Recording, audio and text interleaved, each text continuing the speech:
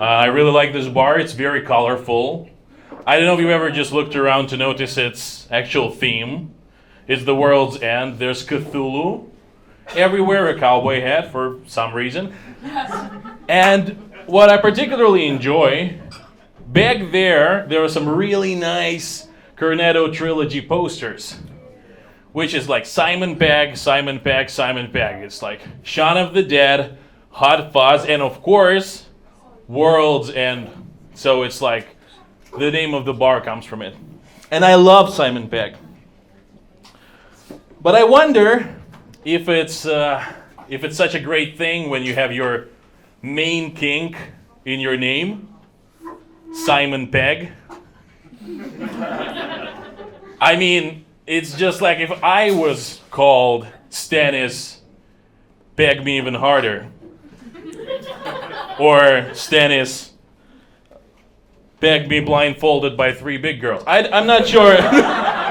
See, like, whatever kink you choose, it sounds a bit weird. Yeah. So let me tell you a little story. It's not going to be particularly funny, but there is a reason. Before the pandemic, I actually used to travel quite a lot. I would go around different countries. Brazil, Germany, US, UK, you name it. And I was flying a lot.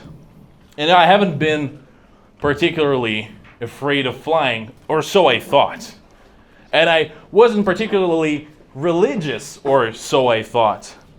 But every time a plane starts revving up and taking off the ground, I feel like this incredible need to pray at that very moment.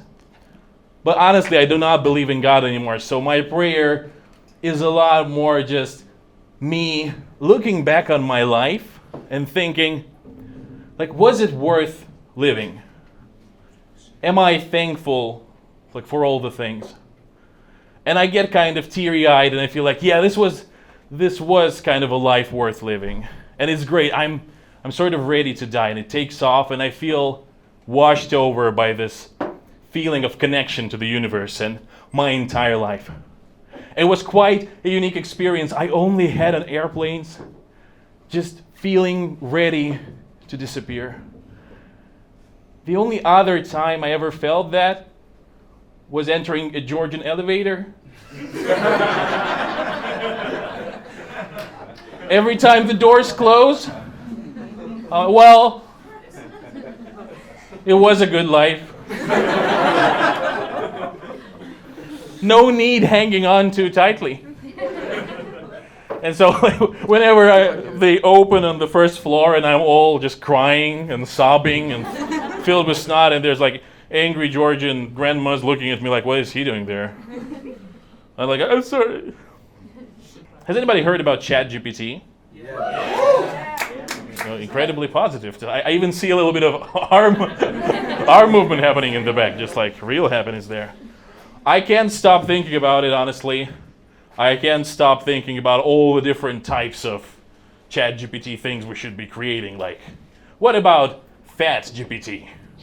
It's like a chatbot, like whatever you talk to it about, it finds a way to passively aggressively make comments about your weight.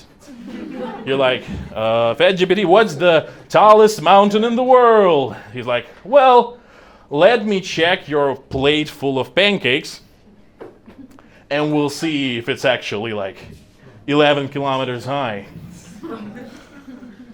Or Catfish GPT.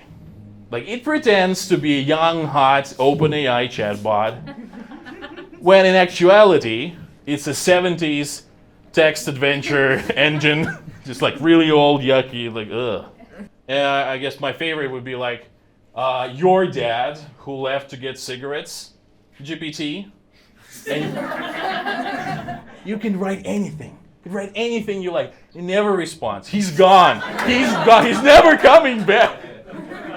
Well, I'm dry. I have nothing else. But thank you. You've been really nice, really welcoming. We started with not so many people, but now there's a lot. Give it up for the host.